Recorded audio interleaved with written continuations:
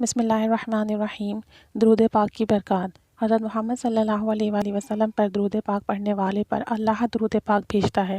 दुरूद पाक पढ़ने वाले के लिए रब ताला के फ़रिश्ते रहमत और बख्शिश की दुआ करते हैं। जब तक बंदा दुरूद पाक पढ़ता रहता है, फ़रिश्ते इसके लिए दुआएं करते रहते हैं। दुरूद पाक गुनाहों का कफ़ारा है, इससे अमल पाक होते हैं।